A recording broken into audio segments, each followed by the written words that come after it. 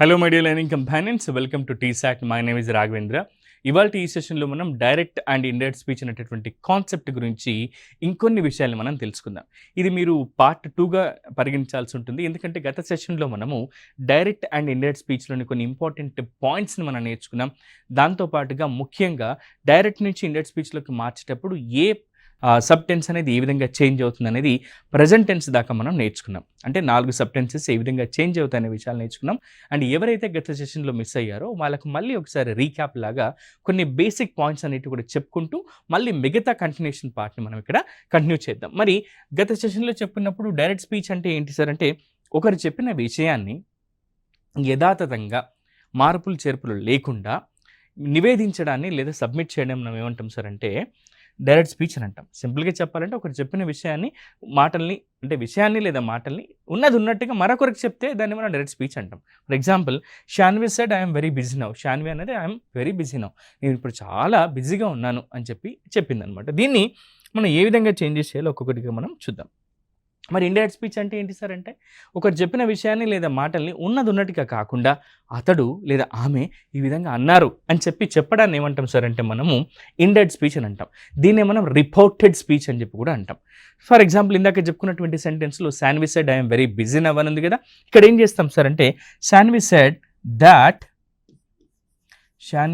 That she was very busy then అని చెప్తున్నాం. ఇక్కడ మనం చేసిన స్టెప్స్ ఏంటి సార్ అనేది ఒకసారి మనం గమనిద్దాం. అయితే ఒక విషయం మనం గమనించాల్సి ఉంటుంది. ఇక్కడ Shanvi said I'm very busy now అని ఉంది కదా. ఇందులో ఈ డైరెక్ట్ స్పీచ్లో ఇండైరెక్ట్గా మార్చినప్పుడు మనము 2 మేజర్ విషయాలు గుర్తుపెట్టుకోవాలి. ఇక్కడ ఉన్నటువంటి ఈ కామా తీసేసి దాట్ అనేటటువంటి కంజంక్షన్ని మనం యాడ్ చేయాలి. శాన్వి సెడ్ దాట్ అని చెప్పి ఇక్కడ ఉన్నటువంటి ఇన్వర్టెడ్ కామాస్లో ఉన్నటువంటి ఈ రిపోర్టెడ్ వర్బ్ ఏదైతే ఉంటుందో అందులో ఉన్నటువంటి ప్రనౌన్స్ని చేంజ్ చేయాలి. అండ్ అక్కడక్కడ ఉన్నటువంటి అడ్వర్బ్స్ని మనం చేంజ్ చేయాల్సి ఉంటుంది. ప్లేస్లో కానివ్వండి అంటే టైంలో కానివ్వండి, ఈ నియర్నెస్ ఏదైతే ఉంటుందో ఇది డిస్టెన్స్గా మారుతుంది. ఇది మనం గుర్తుపెట్టుకోవాలి. Shanvi said I'm very busy now అని ఉంటే శాన్వి సెడ్ దాట్, ఇక్కడ ఐ అనేది ఏంటి సార్ అంటే మనకు సబ్జెక్టివ్ ప్రొనౌన్ ఉంది. ఇక్కడ ఉన్నటువంటి షాన్వి అనే అమ్మాయి కాబట్టి, అంటే ఫెమినైన్ జెండర్ కాబట్టి మనము షీగా మార్చాల్సి ఉంటుంది.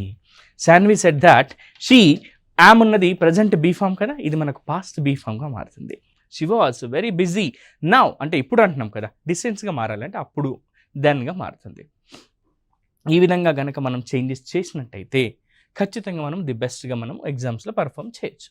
దీంట్లో ఏమేమి చేసాం సార్ అంటే మనం 2 విషయాలు సార్. డైరెక్ట్ స్పీచ్లో ఉన్నటువంటి రిపోర్టెడ్ వర్బ్ని ఇన్వర్టెడ్ కామాస్లో ఉంది కదా, దాన్ని తీసేసి అందులోని ప్రొనౌన్స్ని చేంజ్ చేసాం, అడ్వర్బ్స్ని చేంజ్ చేసాం. దానికంటే ముందు ఏం చేసాం, ఇక్కడ ఉన్నటువంటి కామా తీసేసి దాట్ అనేటటువంటి కంజంక్షన్ యాడ్ చేసాం. అంతే. ఇదే ఈ సింపుల్ ట్రిక్స్ని కనుక మీరు గుర్తుపెట్టుకుంటే పోటీ పరీక్షల్లో మంచి మార్కులు సంపాదించవచ్చు. ఇక్కడ in direct speech use inverted commas to mark up the exact words of the speaker. ఎవరైతే తన ఎగ్జాక్ట్ వర్డ్స్ని చెప్పారో వాటిని యథాతథంగా చెప్పడానికి మనము ఇన్వర్టెడ్ కామర్స్ని ఉపయోగించాం. కానీ ఇండైరెక్ట్ స్పీచ్లో అవి అలాంటివి మనం ఉపయోగించలేదు. Next, Shanvi said I'm very busy now.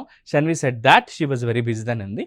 ఇక్కడ మనం ఏం చేసాం సార్ అంటే ఇక్కడ ఉన్నటువంటి కామా తీసేసి దాట్ అనేటటువంటి ఒక కంజంక్షన్ యాడ్ చేసాం. అండ్ ఇన్వర్టెడ్ కామాస్ని తీసేసి ఇక్కడ ఉన్న ప్రొనౌన్ని ఫెమినైన్ జెండర్ కాబట్టి షీగా మార్చేసి యామ్ అనేటటువంటి ప్రజెంట్ బీ ఫామ్ని వాజ్ అనేటటువంటి ప్రజెంట్ బీ ఫామ్తో రాసి నవ్ అనేటటువంటి అడ్వర్బ్ని ఏ విధంగా చేంజ్ చేస్తాం సార్ అంటే దెన్గా మార్చాము. సో ఒకసారి ఇదే పాయింట్స్ని ఇక్కడ మనం చెప్పుకున్నాం. We have used the conjunction that before the indirect statement. Yes, ఈ ఇండైరెక్ట్ స్టేట్మెంట్ ముందు దట్ అనేటటువంటి కంజంక్షన్ యూజ్ చేసాం. అండ్ ద ప్రొనౌన్ ఐ, ఏదైతే ప్రొనౌన్ ఐ ఉందో అది షీగా మారుతుంది, ఎందుకంటే ఇక్కడ ఉన్న ఫెమినైన్ జెండర్ కాబట్టి. ఒకవేళ షాన్వి ప్లేస్లో రమేష్ అని ఉన్నాడు అనుకోండి, అప్పుడు అది ఫెమినైన్ జెండర్ కాదు, మస్కులైన్ జెండర్ కాబట్టి ఐ ప్లేస్లో హీ ఉపయోగించేవాళ్ళం మనం. నెక్స్ట్, వర్బ్ యామ్ కాస్త వాజ్గా చేంజ్ అయింది, అడ్వర్బ్ నవ్ కాస్త దెన్గా మారిపోయింది. సో ఈ చేంజెస్ని మనం చేసాం కదా. ఇవి ఎలా చేయాలనేది గత సెషన్లో చెప్పుకున్నాం, మళ్ళీ ఇంకొక మారి చెప్పుకుందాం. Words expressing nearness in time and place are generally changed into words expressing distance అని చెప్తున్నాం. ఒకవేళ నవ్ అని అంటే దెన్గా మారుతుంది, హియర్ అని ఉంటే దేర్గా మారుతుంది, అగో అని అంటే బిఫోర్గా మారుతుంది. నెక్స్ట్, దస్ అనంటే సోగా మారుతుంది. టుడే అనంటే దట్ డేగా మారుతుంది. టుమారో అనంటే ద నెక్స్ట్ డేగా మారుతుంది. ఎస్టర్డే అనంటే ద డే బిఫోర్గా మారుతుంది. లాస్ట్ నైట్ అనంటే ద నైట్ బిఫోర్గా మారుతుంది. ఇవి జనరల్ చేంజెస్ గత సెషన్లో కూడా మనం చెప్పుకున్నాం. ఇక ఇంకొన్ని చేంజెస్ ఉంటాయి. అవి ఏంటి సార్ అంటే చేంజెస్ ఇన్ రిపోర్టింగ్ వర్బ్స్. ఇక్కడ ఇచ్చినటువంటి రిపోర్టింగ్ వర్బ్ ఏదైతే ఉంటుందో ఆ రిపోర్టింగ్ వర్బ్ ఒకవేళ పాస్ట్ టెన్స్లో ఇచ్చినట్టయితే డైరెక్ట్ స్పీచ్లో సెడ్ ఉంటే సెడ్గానే ఉంటుంది. సెడ్ టు ఉంటే టోల్డ్గా మారుతుంది. టోల్డ్ అని ఉంటే టోల్డ్గా మారుతుంది. ఏం చేంజెస్ జరగవు. సెడ్ టు ఉంటే టోల్డ్ అవుతుంది అంతే. మిగతా యాసిడ్గా అలాగే రాస్తాం మనం. మరి ప్రజెంట్ టెన్స్లో ఇస్తే సార్ ప్రజెంట్ టెన్స్లో సే అని ఉంటే అక్కడ సేస్గా మారుతుంది. సేస్ అని అంటే సేస్గానే ఉంటుంది. సే టు అని అంటే టెల్గా మారుతుంది. సేస్ టు అని అంటే టెల్స్గా మారుతుంది. ఇవి ప్రజెంట్ టెన్స్లో అండ్ పాస్ట్ టెన్స్లో రిపోర్టింగ్ వర్బ్లో డైరెక్ట్ నుంచి ఇండైరెక్ట్లోకి మార్చేటప్పుడు జరిగేటటువంటి మార్పులు మిత్రులారా. నెక్స్ట్ ప్రొనౌన్స్ అనేవి ఏ విధంగా చేంజ్ అవుతాయి. ఈ ప్రొనౌన్స్ అనేవి డైరెక్ట్ స్పీచ్లో నుంచి ఇండైరెక్ట్ స్పీచ్లోకి మనం తీసుకున్నప్పుడు అవి ఏ విధంగా చేంజ్ అవుతాయి అనే విషయాన్ని కూడా ఒకసారి ఇక్కడ మనం గమనించి దీన్ని బేస్ చేసుకుని మళ్ళీ మనం ఇక్కడ ఎగ్జాంపుల్స్ని ఎక్కువగా తీసుకుందాం. ఒకవేళ మస్కులైన్ జెండర్ పురుషలింగం అయితే ఐ అని ఉంటే కాస్త ఏమవుతుంది హీగా మారుతుంది. ఫెమినైన్ జెండర్ స్త్రీలింగం అయితేనేమో షీగా మారుతుంది. ప్లూరల్ ఫామ్ ఉండదు కాబట్టి, ఎందుకంటే ఐ అనేది సింగులర్ కాబట్టి. యు అనేది ఒకవేళ సబ్జెక్ట్గా ఉంటే మస్కులైన్ జెండర్ హీగా మారుతుంది. ఫెమినైన్ జెండర్ షీగా మారుతుంది. ప్లూరల్ అయితేనేమో దేగా మారుతుంది.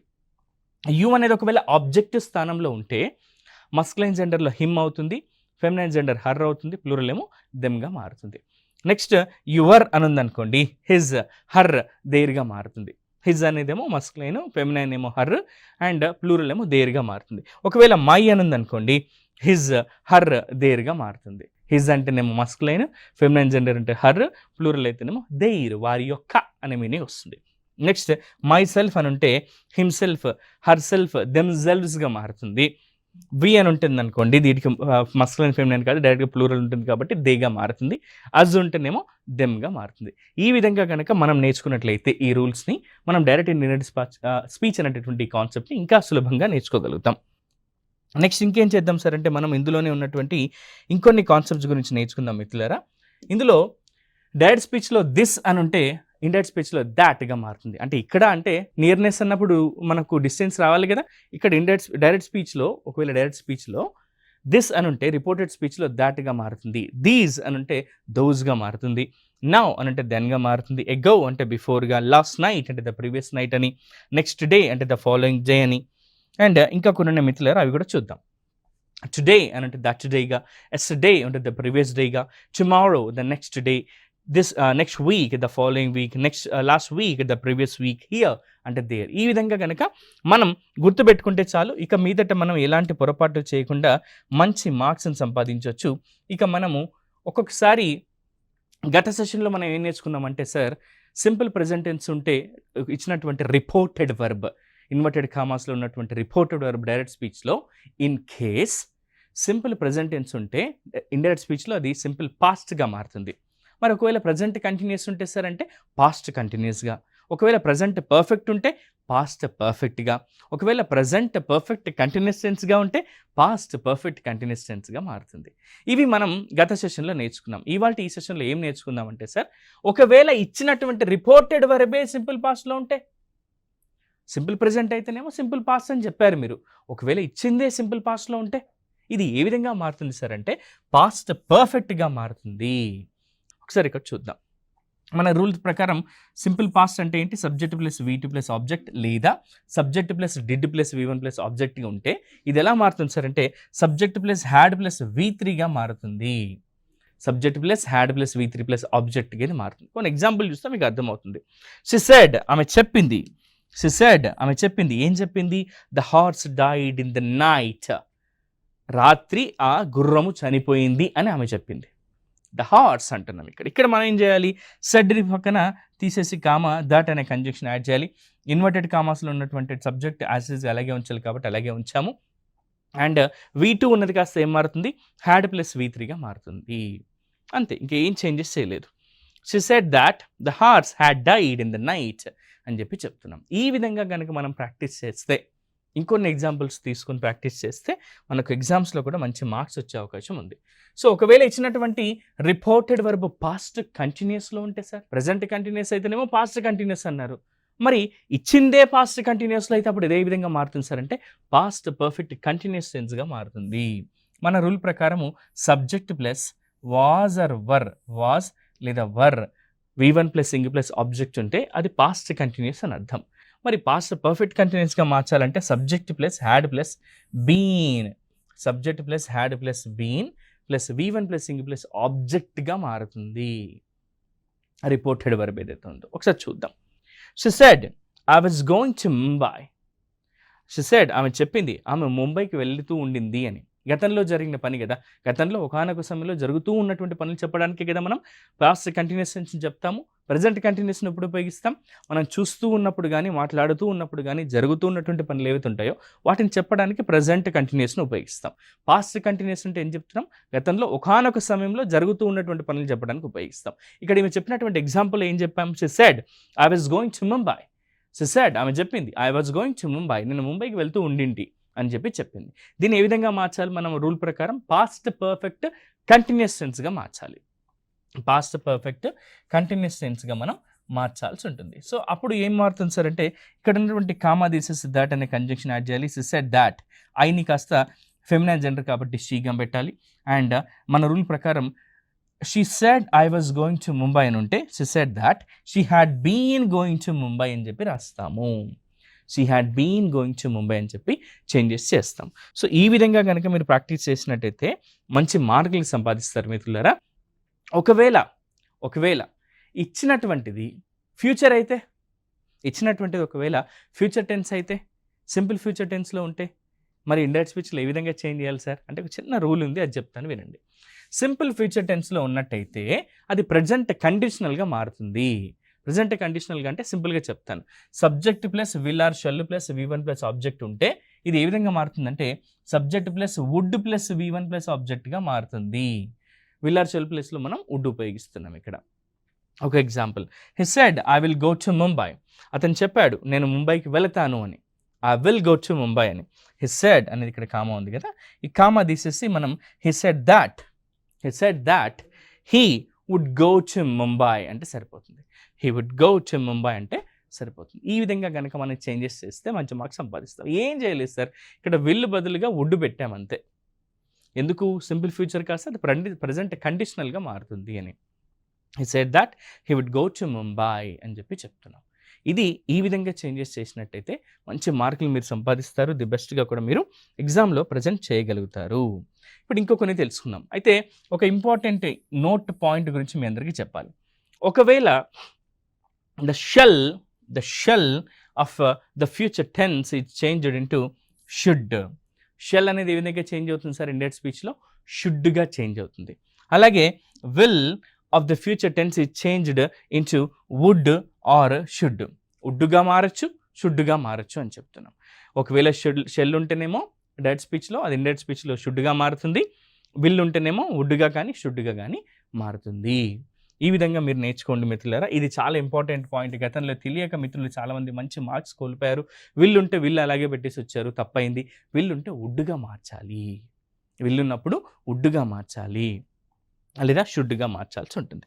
షెల్ ఉంటే షుడ్గా మార్చాలి. ఒకవేళ ఇచ్చినటువంటి సబ్ టెన్స్ ఏదైతే ఉందో, ఒక నిమిషం మిత్రులారా, ఇచ్చినటువంటి ఇక్కడ రిపోర్టెడ్ వర్బ్ ఏదైతే ఉందో ఈ ఫ్యూచర్ కంటిన్యూస్ టెన్స్లో ఉంటే కండిషనల్ కంటిన్యూస్ టెన్స్గా మారుతాయి. For example subject plus will or shall plus be plus V1 plus ing plus object ఉంటే ఇచ్చినటువంటి డైరెక్ట్ స్పీచ్లో రిపోర్టెడ్ వర్బ్ ఫార్మాట్ ఇదంతా ఉంటే ఇది ఏ విధంగా మారుస్తుంది సార్ అంటే subject plus will or shall ప్లేస్లో వుడ్ పెట్టేసి బి అలాగే ఉంచి V1 plus ing plus object అలాగే ఉంచితే చాలు.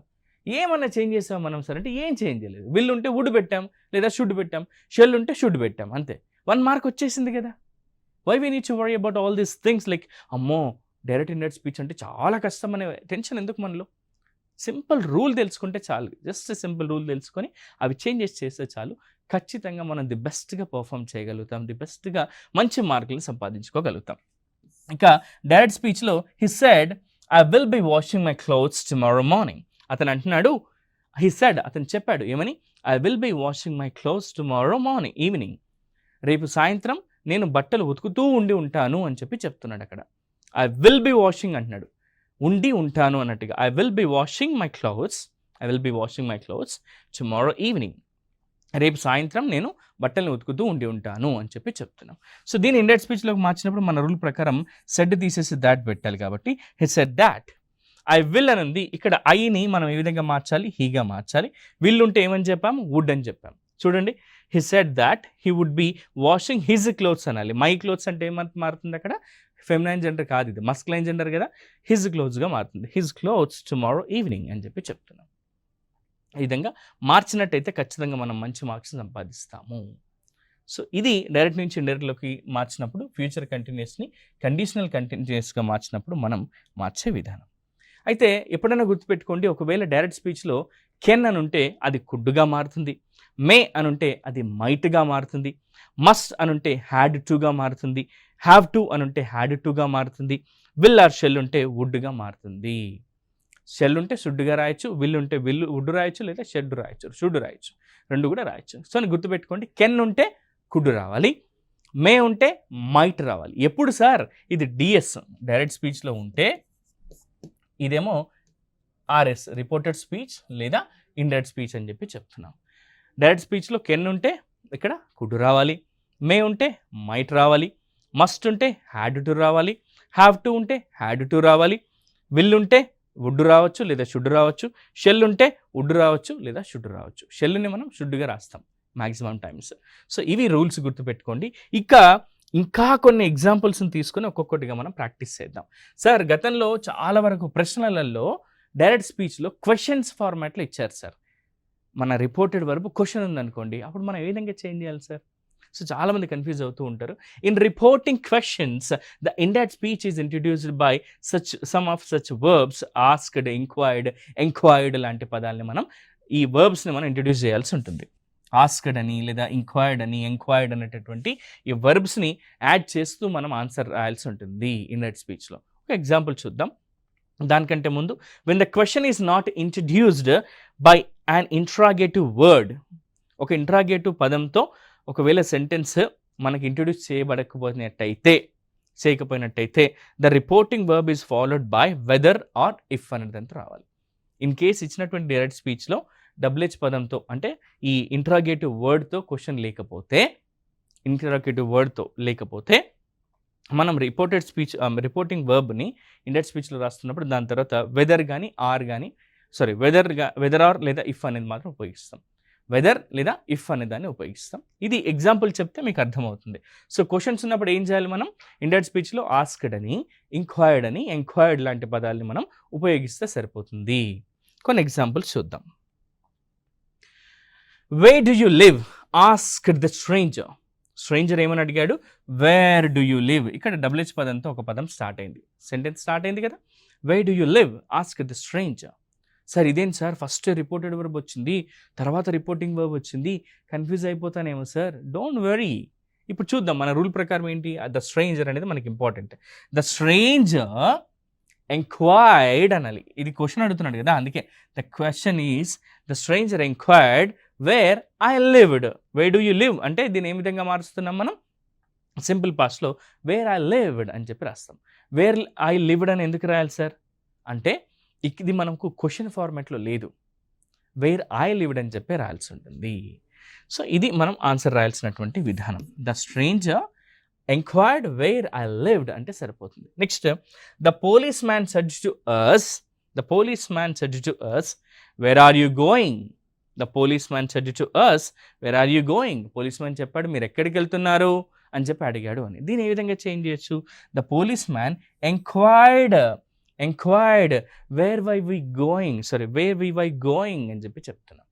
వేర్ వీ వర్ గోయింగ్ అని చెప్పి చెప్తున్నాం ఇక్కడ. The policeman enquired where we were going అంటున్నాం ఇక్కడ. గుర్తుపెట్టుకోండి, వేర్ ఆర్ వీ గోయింగ్ అనట్లేదు, వేర్ వర్ వీ గోయింగ్ అంటే అది ప్రశ్న అవుతుంది. వేర్ వీ వర్ గోయింగ్ అంటేనేమో అది సాధారణ సెంటెన్స్ అవుతుంది. ప్రశ్నగా మార్చాలి మళ్ళీ దీని అంటే వేర్ వై వి గోయింగ్ అని చెప్పి క్వశ్చన్ మార్క్ పెట్టవచ్చు. ఇది ప్రశ్న కాదు కదా, ఇచ్చినటువంటి ప్రశ్ననే మనం ఇండైరెక్ట్ స్పీచ్లో సాధారణ సెంటెన్స్గా రాస్తున్నాం ఇండైరెక్ట్ స్పీచ్లో. కాబట్టి వేర్ వీ వర్ గోయింగ్ అనేది కరెక్ట్ ఆన్సర్ అవుతుంది. సో ఇది మనకు క్వశ్చన్స్ ఇచ్చినప్పుడు మనం ఆన్సర్ చేసేటటువంటి విధానం. ఒకవేళ క్వశ్చన్ డిఫరెంట్గా ఇలా అడిగినప్పుడు, she said to me what had you done నువ్వేం చేసావు అని చెప్పి ఆమె నన్ను అడిగింది. She said to me what had you done అని చెప్పేసి అడిగింది. ఇక్కడ క్వశ్చన్ ఉంది. సో దీని మన రూల్ ప్రకారము she asked me what I had done. అక్కడ యూ అనేది ఏమవుతుంది సార్, ఆబ్జెక్టివ్ స్థానంలో ఉంది. కానీ ఇక్కడ ఉన్నటువంటి ఫెమినైన్ జెండర్ని ముందుకు తీసుకొచ్చాం కాబట్టి ఆమెనే అడుగుతుంది. వాట్ ఏమని అడిగారట, she asked me what I had done, నేనేం చేశానని అడిగింది కాబట్టి వాట్ ఐ హ్యాడ్ డన్ అని చెప్పేసి రాసాం. వాట్ హ్యాడ్ ఐ డన్ అంటేనేమో అది ప్రశ్న అవుతుంది. వాట్ ఐ హ్యాడ్ డన్ అంటేనేమో ఇక్కడ సాధారణ సెంటెన్స్, ఇండైరెక్ట్ స్పీచ్ అవుతుంది. ఇంకొక ఎగ్జాంపుల్ చూద్దాం. She said to me when will you go, నువ్వు ఎప్పుడు వెళ్తావు అని ఆమె నన్ను అడిగింది. దీన్ని ఈ విధంగా మారుస్తున్నాం సార్ అంటే షీ ఆస్క్డ్ మీ, సెడ్ టుకు బదులు ఏం రాస్తున్నాం, ఆస్క్డ్ అని చెప్తున్నాం. టోల్డ్ అని రాయొచ్చు కదా సార్, కానీ ఇది ప్రశ్న కదా సార్, అందుకే ఆస్క్డ్ అని తీసుకున్నాం. ఆస్క్డ్ అని, ఎంక్వైర్డ్ అని చెప్పి మనం తీసుకుంటాం. She asked me when I would go, when would I go అంటే అది ప్రశ్న. వెన్ ఐ వుడ్ గో అంటేనేమో సాధారణ సెంటెన్స్ కింద మనం ఉపయోగిస్తాం.